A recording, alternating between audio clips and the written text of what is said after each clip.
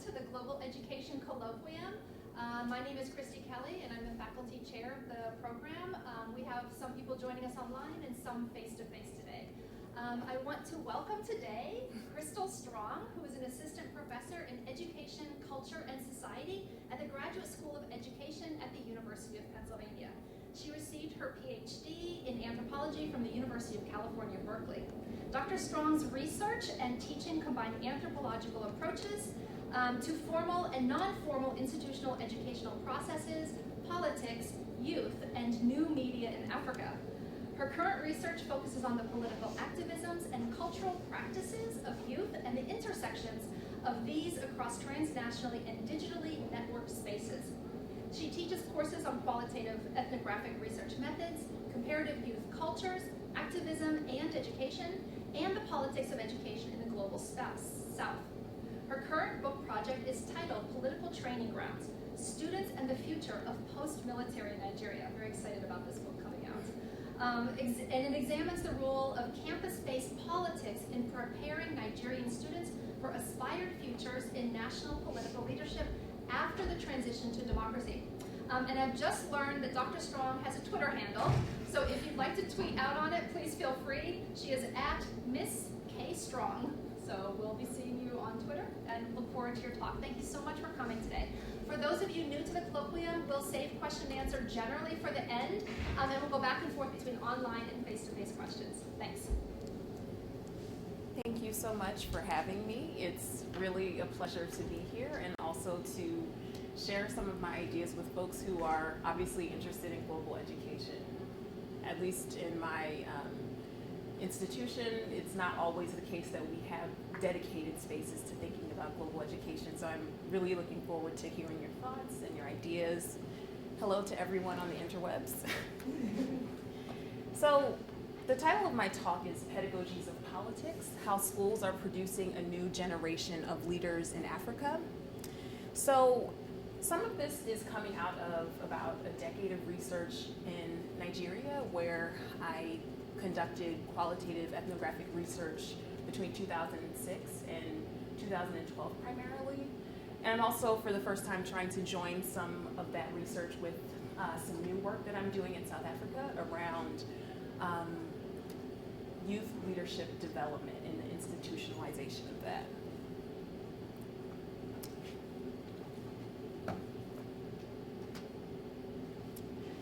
Is this school environment seeking to form leaders or achievers?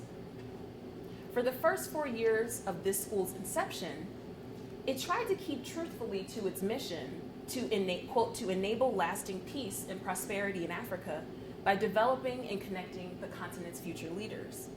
However, this school has become a sort of achievers factory of people whose main concerns are grades and A levels rather than progressive change in their communities back home or in the school community.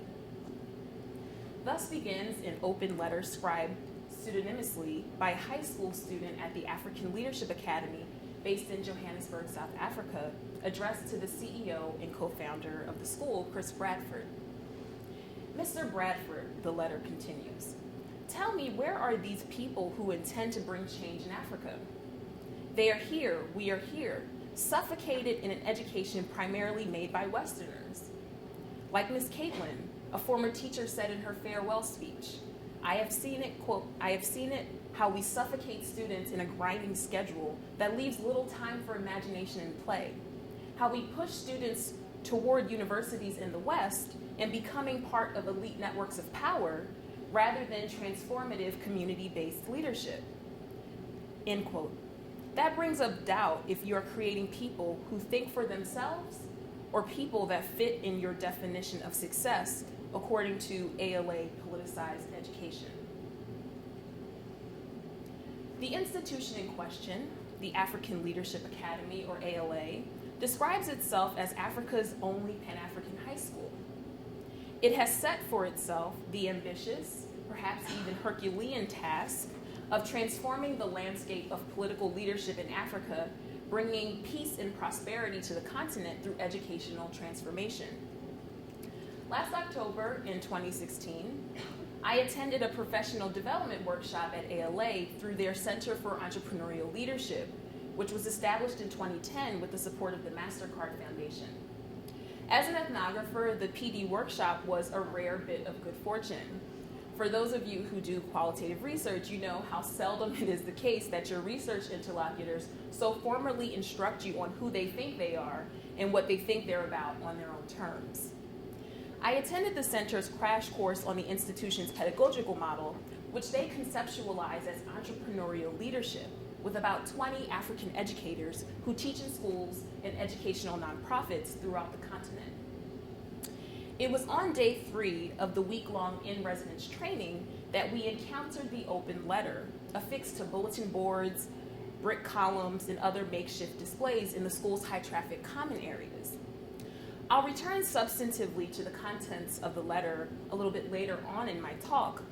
What I'm interested in signaling to you for now is the apparent tension contained within the missive between the charge of the African Leadership Academy and other educational interventions like it to, in their own words, develop the next generations of African leaders on the one hand, and the implication of this political and pedagogical mission in a broader terrain of geopolitical asymmetries of power and privilege on the other hand. That same week, a distinct, albeit interrelated set of anxieties related to young people and questions of leadership were being articulated in another educational context within the South African metropolis at the University of Witwatersrand, or WITS. Just 3 weeks earlier in September, the Fees Must Fall National Students Movement was reignited with the decision of the South African Minister of Education to increase tuition rates by up to 8%. Led by student leaders throughout the nation since 2015, the broad movement has demanded free and decolonized education for Black South Africans. During my stay at WITS, student occupations of the campus turned violent as state police and privately contracted security agents provoked students with rubber bullets, stun grenades, and water cannons, and in turn, student demonstrations, vandalism, property damage, and arson forced the closure of the campus.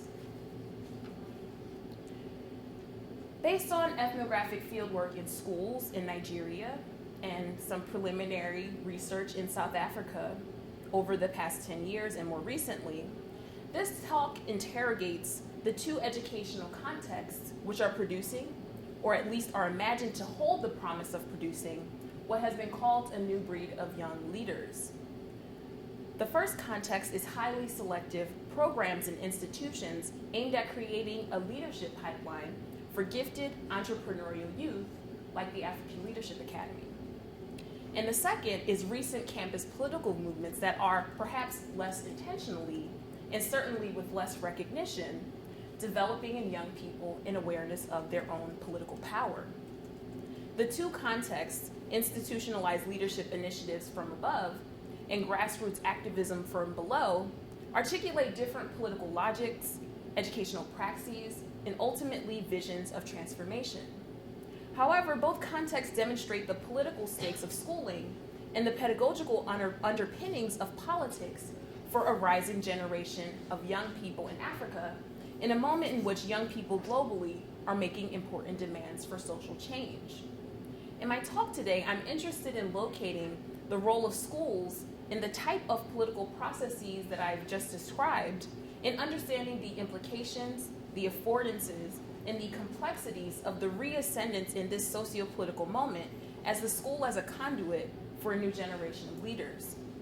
In my world, these processes articulate what I think about as pedagogies of politics, which help us think about the ways in which educative practices and contexts are always embedded in political processes, and moreover, the ways in which political struggles, both micro and far-reaching, can be understood productively as educative processes. Education, we know, is generally recognized as having a central role in cultivating civic and political participation. In Africa, educational institutions have been especially instrumental in political processes, both as training grounds for national leaders throughout the continent's post-colonial history, In fact, the idea that higher education or education is a context for the cultivation of leaders is not entirely a new conception. After all, the impetus for the establishment of Western higher education in Nigeria and South Africa, like many other former colonies, was the production of a class of native educated elites who would form the core of the national ruling body in civil service through mission schools, through colonial schools, through education in the metropole, for instance. However, part of what is distinct about the contemporary moment is the social, political, and economic conditions in which young people in Africa find themselves. And I'll lay a few elements of this terrain out for you now. Rapid demographic changes over the past 3 decades have produced the largest, fastest growing youth population in the world, with roughly 70% of the African continent's total population under the age of 30. By 2050, it is projected that 1 out of every 4 young people in the world will be from sub-Saharan Africa. The explosive growth projected for the continent's young population has positioned youth at the center of debates concerning African development and more troubling patterns of economic and political insecurity. The urgency of attending to Africa's demographic changes is perhaps nowhere more evident than in the realm of formal politics. The rapidly growing population of undereducated and underemployed youth has been described as a, quote, ticking time bomb in the absence of adequate economic opportunities and other forms of social and political inclusion. According to recent data, 3 in 5 young workers in Africa lack the levels of education required for participation in the labor market, resulting in long-term unemployment that peaked in 2014 at a staggering rate of 48.1%. Moreover, despite young people in Africa forming a demographic majority and even inheriting improved access to education and participatory forms of democracy, young people remain socially marginalized by elderly leaders who are often ill-informed about the priorities of young people and reluctant to implement youth-centered government policies or even to pass on the reins of political leadership. So scholars within the field of African studies have written extensively about these challenges that youth face in the wake of civil war, military regimes, neoliberal economic reforms, and foreign aid dependencies, all of which disproportionately and adversely affect young people. Moreover, the sense among young people that older generations have failed them is a central source of upheaval on the continent, as demonstrated by the rising frequency of uprisings aimed at deposing what we call sit-tight leaders in several nations. Elderly sit-tight leaders are especially pervasive in the African continent. Of the world's 30 longest-serving leaders, roughly half of them are African heads of state. The consequences of this demographic reality was brought to the fore in recent youth-led uprisings aimed at deposing such elderly leaders in several nations, including Tunisia in 2011, Egypt also in 2011, Burkina Faso in 2014, the Democratic Republic of the Congo in 2015, Burundi in 2015, and so on and so forth. These conditions signal what has been described as Africa's leadership gap, which is recognized as one of the primary threats to stability within the region. So within this area of literature, a lot of the conversation has sort of focused on elaborating this generational tension and conflict. A lot of the language talks about young people as being a lost generation, as being stuck, right? But part of what my work aims to do is to critically shift the focus of the work from young people's exclusion from social life to the ways in which young people are enabled to practice leadership and other forms of political engagement. Moreover, in contrast to the focus of much of the existing literature on schools in Africa as mere sites for reproducing privilege or failed institutions that no longer guarantee social mobility, part of what I see my work as doing is examining what I feel is the understudied role of schools in the politicization of young people in the African context. In their own way, each of the educational contexts that I've sort of previewed the schools that explicitly cultivate leaders, and the campuses that are subsumed by explicit, intense political movements and struggles, each of these contexts intervene in this problem space of Africa's leadership gap.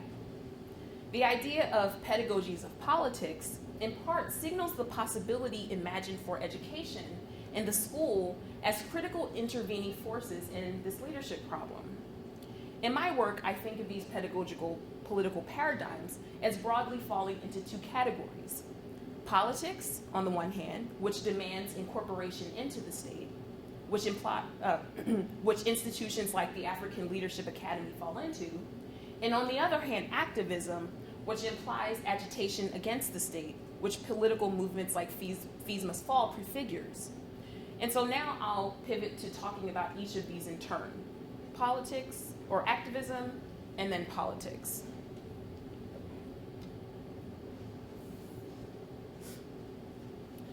The forms of activism and political movements among African students that I examine in this portion of my discussion should be understood as part of a broad escalation of youth-led revolt over the past decade throughout the world.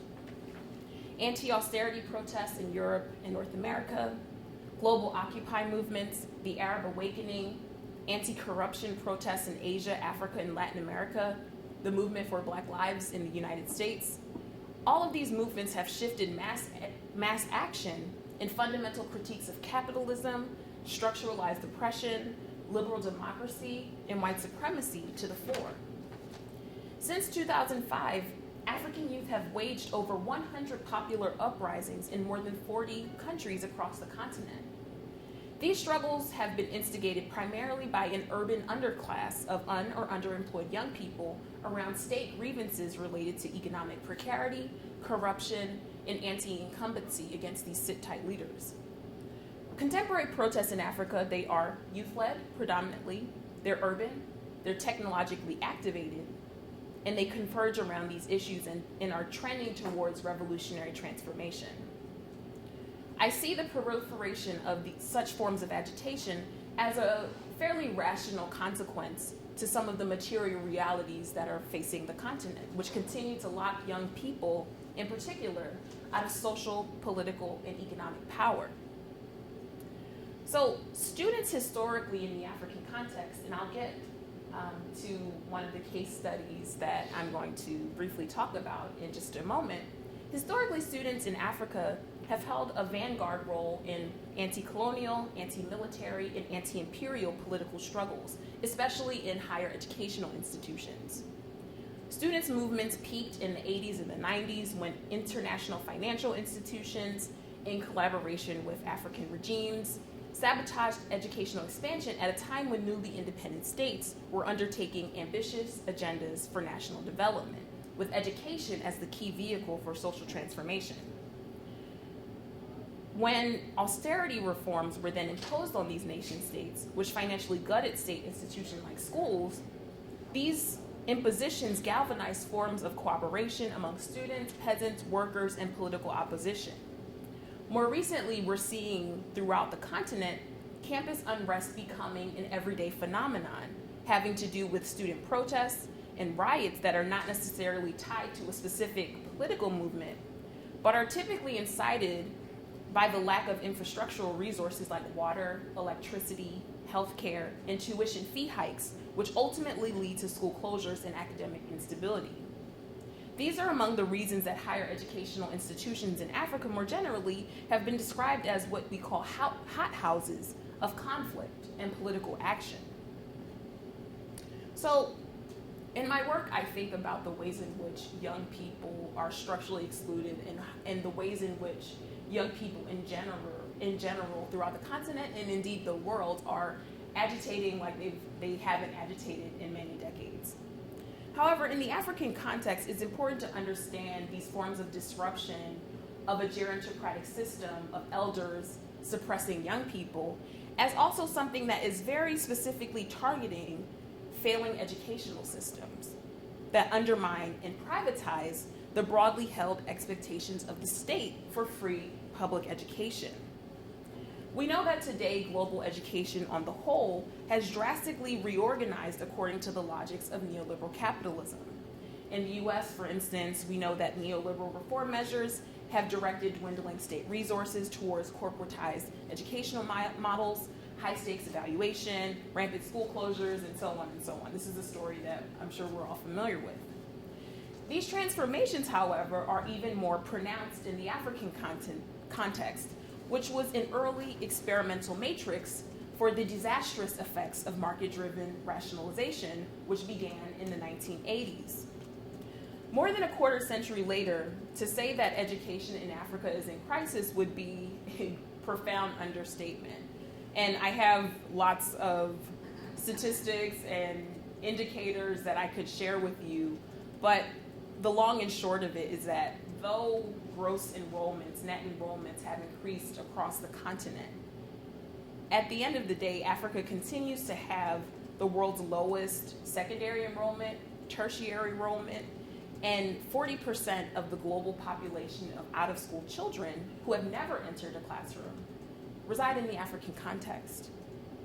And for the children who do gain access to schooling, learning itself takes shape under tremendous constraints given the institutional stress of a bulging youth population, which I told you about already, and an organizational climate of de-skilled teachers and underfunded, overcrowded institutions.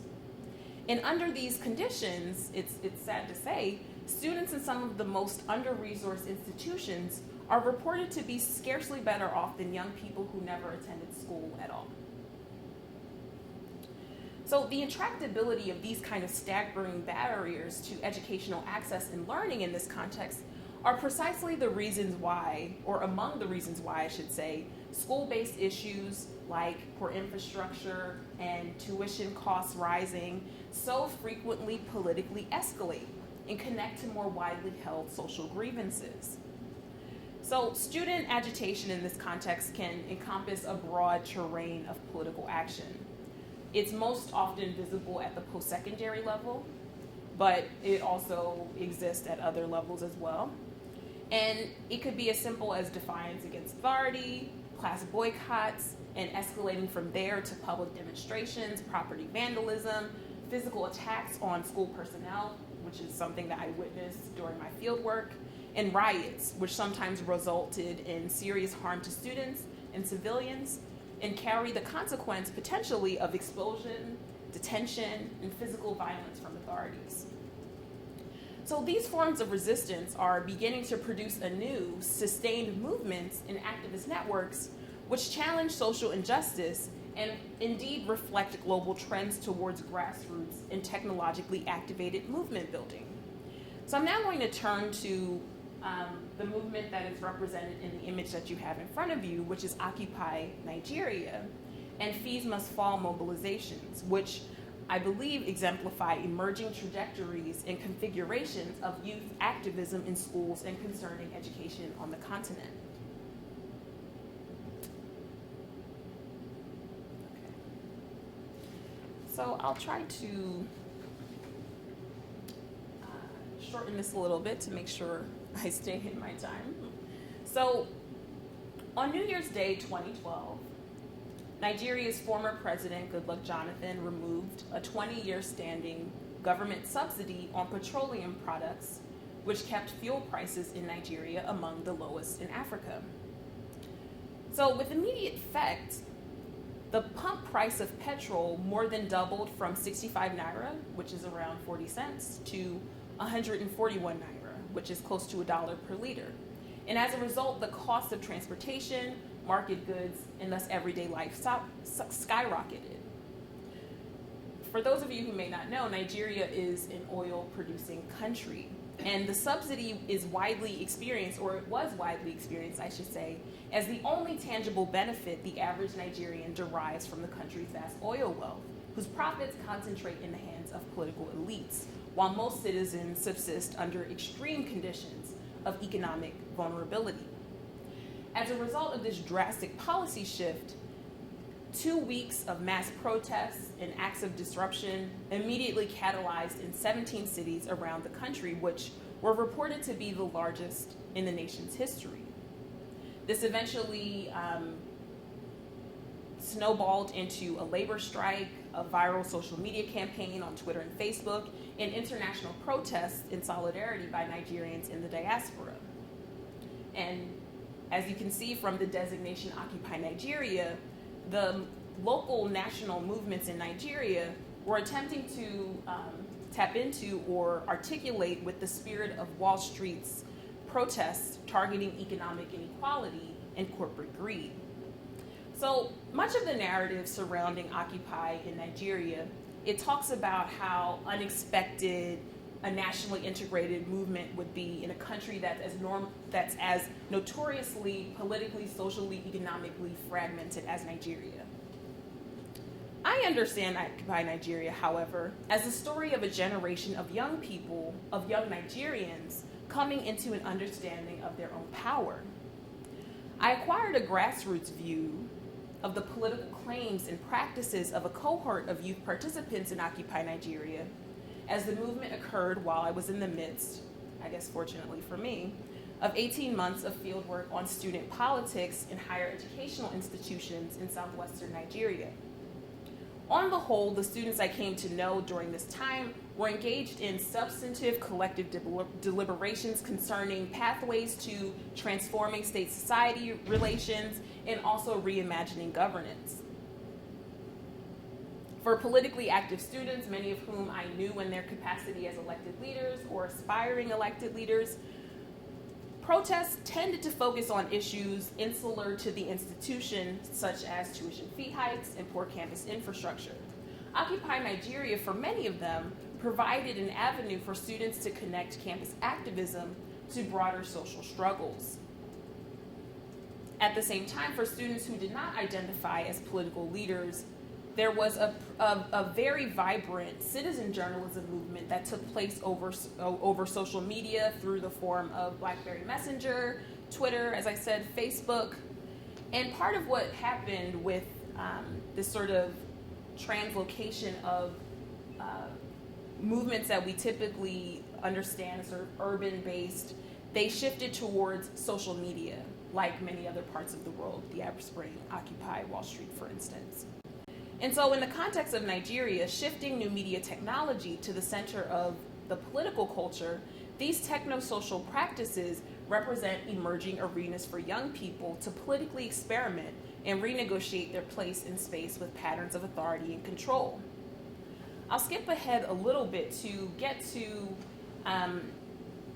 what happened after Occupy Nigeria eventually fell apart, in part due to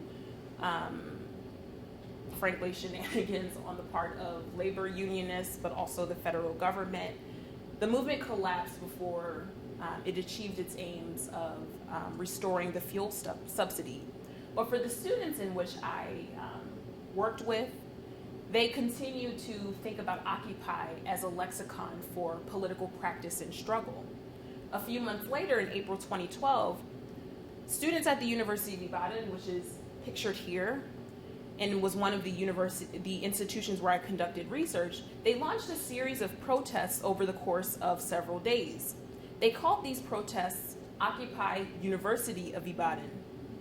And part of what was the stimuli for this was days of blackouts, electricity blackouts, I should say, in the period leading up to final examinations. Like Occupy Nigeria, unfortunately, this movement too failed after the institution decided to close the campus, which is a pretty typical tactic of university administrators throughout the African continent to quell student protest and to keep it from expanding beyond the reaches of the campus. Part of what I find and continue to find interesting, though, about the moment of Occupy, even so many years later, is the way in which Occupy and the experience of occupation continues to be a part of how these young people understand themselves as political actors and the future horizons of their political action. So I'm going to read to you a quote that is on the image here that is from a student by the name of Benga, who among most students on the campus, in addition to participating in the sort of urban-based physical urban demonstrations and tire burnings and those kinds of activities, they also had a very vibrant social media platform via Facebook group in which they engaged in various kinds of political deliberation.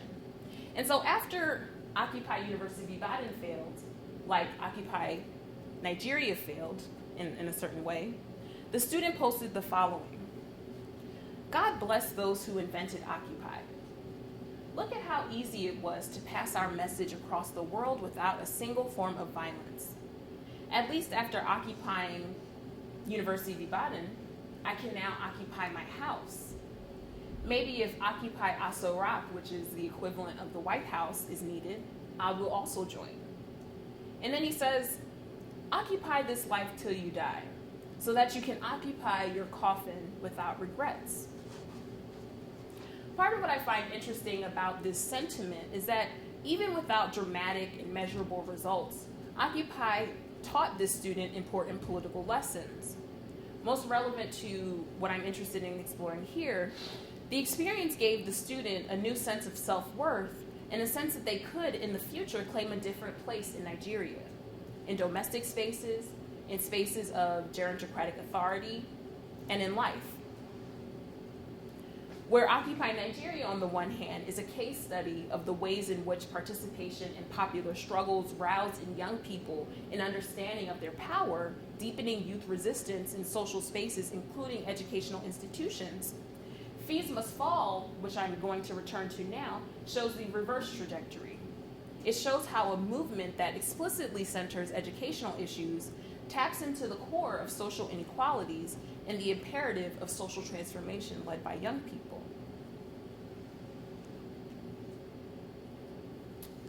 Over the past 2 years, since March of 2015, universities in South Africa have been overwhelmed by student unrest. In March, Chumani Maxwell, a student at the University of Cape Town, hurled human excrement at a statue of Cecil Rhodes, the British colonizer who donated dispossessed land to the university. The act, which catalyzed the Rhodes Must Fall movement, called attention to rampant campus racism and propelled a broader push to dismantle the vestiges of colonialism and white supremacy enshrined in the curricula, physical space, and institutional culture of South African campuses. Though the statue was eventually removed from UCT following weeks of protests, the occupation of administrative buildings, the movement to decolonize the university in South Africa continued, thereafter taking on a more explicitly economic character. So the following October, which is where we pick up with the initial vignette, the South African Minister of Education announced plans to increase tuition.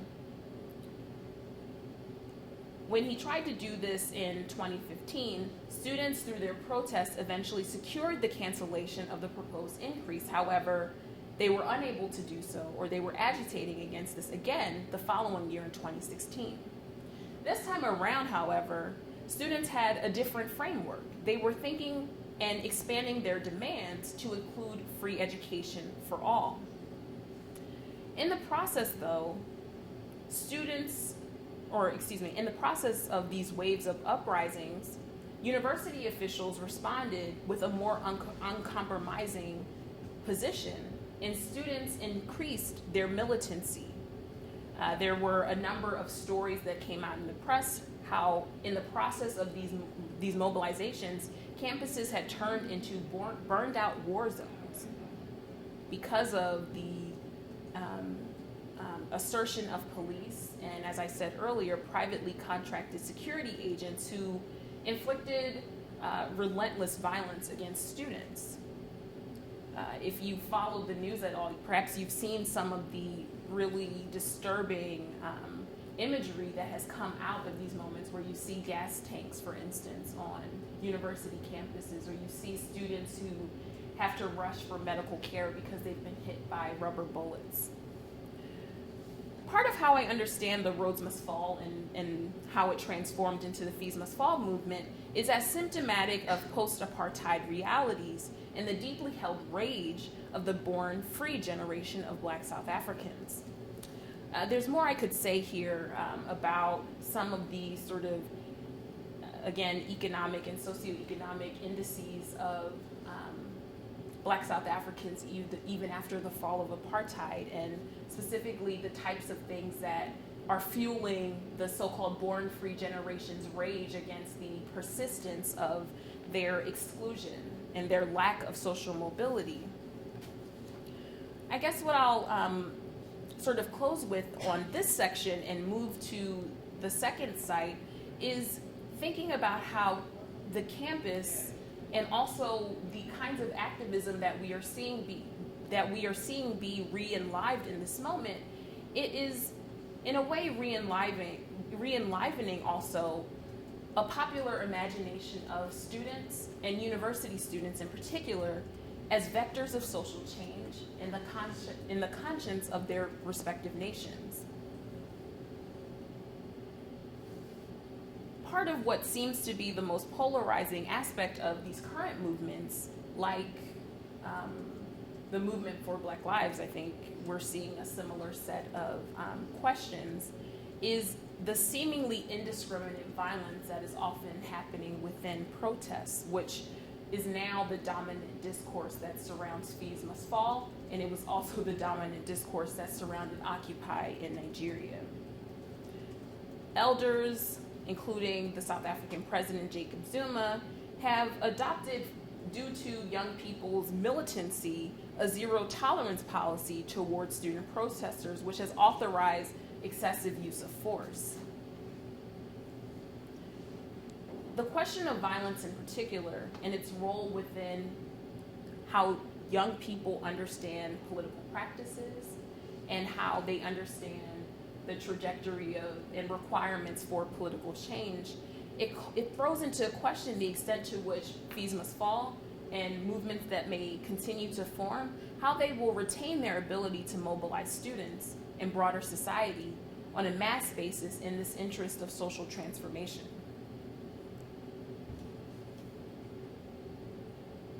So I want to shift now back to the African Leadership Academy, which is pictured here. This is the cafeteria, which in a picture sort of represents this ethos of being a truly Pan-African internationalist space that is cultivating world and continent leaders in training.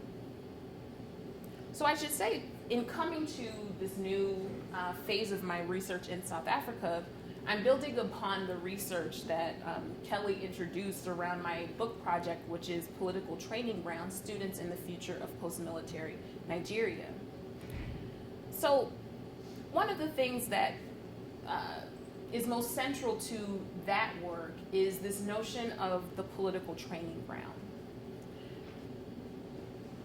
Similar to the Born Free generation, which is the first generation to benefit from the seeming freedoms of the end of apartheid after 1994, this is also the first generation of young Nigerians who are experiencing uninterrupted military rule or uninterrupted democratic rule. Up until 1999, the country suffered from almost 40 years of on and off military rule. So for them, they understand the campus not just as a place in which one acquires a degree, but it's one of the only spaces in which they can experiment with politics. It's one of the only places in which they can develop political subjectivity in the absence of formal mechanisms for political participation. And it's also a critical place in which they are cultivating what I call an understanding of themselves as engaging in professional politics. So, since they have graduated from university, and keep in mind I ended my formal fieldwork in Nigeria in 2012, so quite a number of the students that I worked with have since graduated and are attempting to craft lives and futures for themselves. And one of the things that I have found most interesting and which has led me to South Africa is that many of the members of the cohort of student leaders that I worked with in Nigeria have gone on to participate in international leadership academies like the African Leadership Academy. They've done so in Nigeria, they've done so in South Africa, and they've done so in the United States. A former student that I worked with is actually a teacher now in the African Leadership Academy, which is how it came on my agenda. In the summer of 2015, another completed the Mandela Washington Fellows Program, which you may not be aware is a U.S. State Department funded program which sponsors annually 1,000 African youth for some of what is described in the program materials as quote unquote professional development, quote unquote leadership training and networking, after which the young leaders now must return to their home countries. And yet another student was a recipient for the Mandela Rhodes Fellowship, which has the stated mission of fostering quote unquote exceptional leadership in Africa by sponsoring young leaders and entrepreneurs between the ages of 19 and 30 for postgraduate study and mentorship.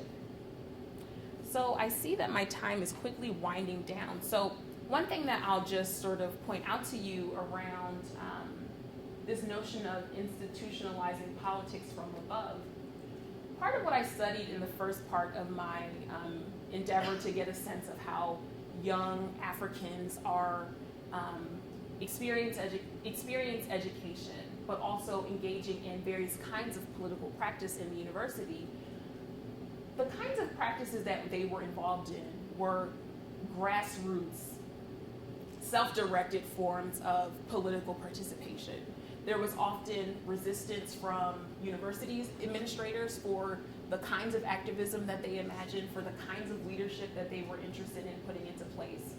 And so it's very interesting and intriguing for me now to see the way in which, in the past 10 years in particular, there has been a cropping up or a proliferation of a number of institutions and programs and interventions that are specifically trying to take what has been historically sort of grassroots set of processes and institutionalize them and cultivate them with the support of the U.S. State Department, folks like the MasterCard Foundation, venture capitalists from Silicon Valley.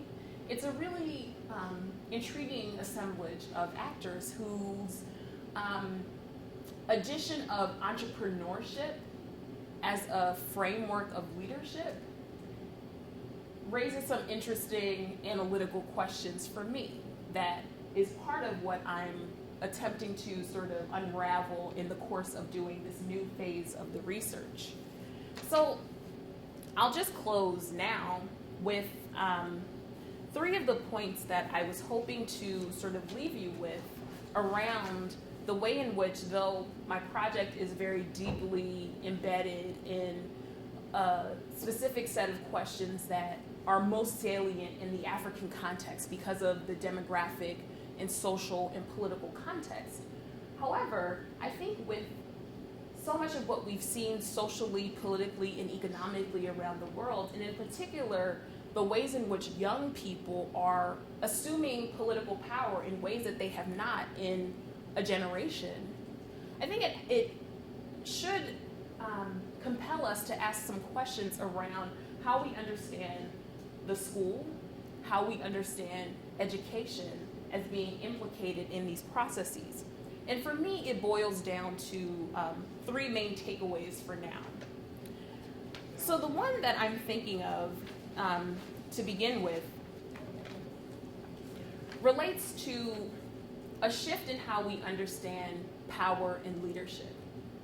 In much of Africa in particular's history, and I think this is also the case for much of the global South, leadership is something that is acquired by force. This is a classic sort of Weberian perspective on power.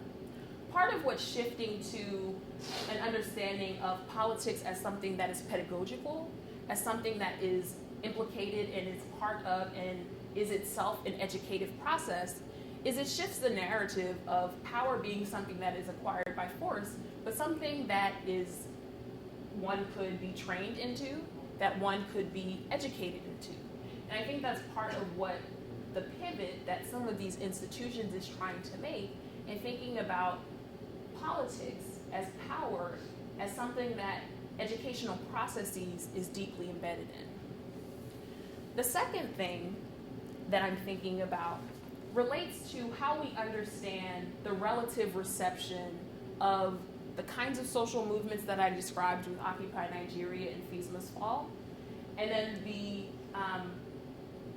disproportionate support that is offered to institutions like the African Leadership Academy.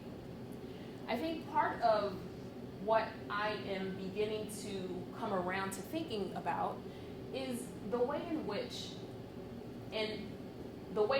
leadership is elaborated in these constellations, and the way in which a kind of respectable form of leadership is presumed in the case of the African Leadership Academies of the world.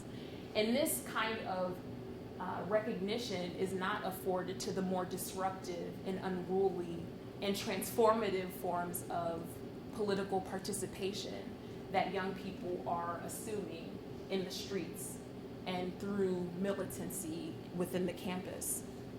And then the final point that I would like to raise relates to how we think about leadership education and citizenship education in particular.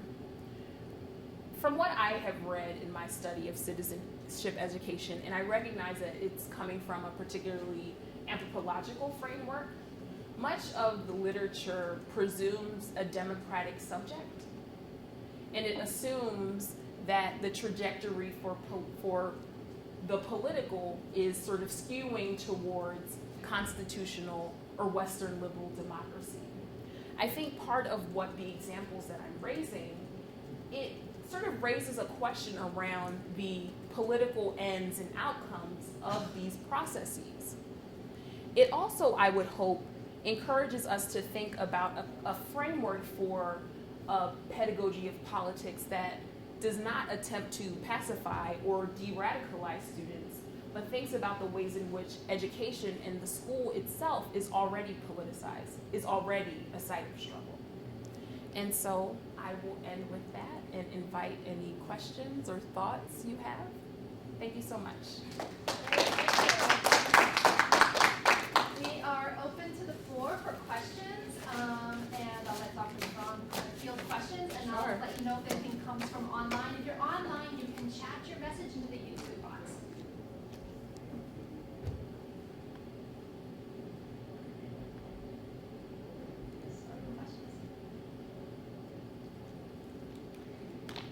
Well, I'll start us off. I have 100 questions. Okay, thank you. I'm really excited about this research, and particularly the timing of it, because you were looking at a particular time and space in both South Africa and Nigeria, and of course things are shifting enormously globally. Right. So, and I'm wondering also because both countries have had long histories of protest, and particularly through schooling. Can you speak a little bit more to what was happening before, and what new strategies might have been coming out of this, both inside schools, outside schools, but alongside schools? And I think there's a space there between that's really interesting. And then my second question is, are they connected to each other? So are the Occupy movements, while managing to try to address local or national issues, are they also connected either pan-African and transnational context or globally, and what that means? Sure, that's a wonderful question. So I think the history dimension of your first question is really key. Number one, in sort of locating these contemporary processes, but also in understanding the kind of legacies in political inheritances that young people and students operating in these spaces are navigating, right? So one thing that I didn't focus much on, but that I typically focus a lot on, is student unionism and the way in which the shift from educational institutions being elite institutions to mass institutions that were a part of the sort of calculation for nation building and national development to financially strapped institutions due to things like structural adjustment and due to the austerity measures that the World Bank and the IMF introduced. It essentially shifts the conditions of possibility and identity of the student from a sort of privileged class to a class that is much closer experientially, socioeconomically to the masses. And that, and I think we're seeing that again in some ways. And I think not just in the context of Africa, but when you think about the conversations around millennials, for instance, when you think about the ways in which being heavily indebted has sort of shifted the notion of what it means to be a young person, right? The whole notion that young people don't have a future and the kinds of responses one would have to that reality, I think can't be sort of divorced from this conversation just globally. Having said that, though, part of what my work is really thinking about, especially my work in Nigeria to date, has been thinking about the relations between the town and the gown, or the campus and the city. And specifically given the sort of financial shifts that happen within the university, force or compel, I should say, folks, whether they're students or faculty, staff, to be embedded in the city in a way that they hadn't been previously. So you see a sort of sharing of struggles among, in certain moments, among people who are affiliated with the university, but also laborers, people who are part of unions. I mean, student union, staff union, unionization as a part of the sort of political picture here, I think is very important. And I also think social media is a part of the answer to your second question, which is about the sort of local, national, and international articulations. The fact that it was called Occupy Nigeria, right? It could have been called so many different things, but the kind of strategic utility of attempting to articulate a very specifically national struggle within a larger global movement sort of speaks to that desire to be seen, but also to connect. And something similar has been happening with Fees Must Fall, connecting in very strategic and interesting ways to the Black Lives Matter movement. So you see young people protesting with the hands up, don't shoot position. Or you see the conversation around decolonization within the university, underscored by hashtags like Black Lives Matter. So I think there is a really deliberate sense of internationalism that is being cultivated, that social media is certainly helping to, allow for those connections to be made. Yes, thank you. So I'm curious, I'm hearing how students are kind of transforming their self-conception. Do you see institutions, like institutional transformation? I'm thinking more of a disruption along the lines of what we're seeing here in this country, where coding academies are being launched where there's no tuition until after you get a job. Boot camp kind of focus on this one technology, disrupting the four-year degree, so to speak. Do you see any innovations along that line, or free schools, like students organizing outside the institutions that are either indoctrinating in one way that they find undesirable, or in an underfunded direction, making most of the grassroots effort? That's a great question, thank you. So I think the answer for me anyway is yes and no. Mm-hmm. So what I didn't mention is that in a country like Nigeria, which has a huge student population, at the university level, only the people who are current students are only 10% of the folks who are eligible and desire to be university students. So what happens when you can't acquire admission when you desire to do so?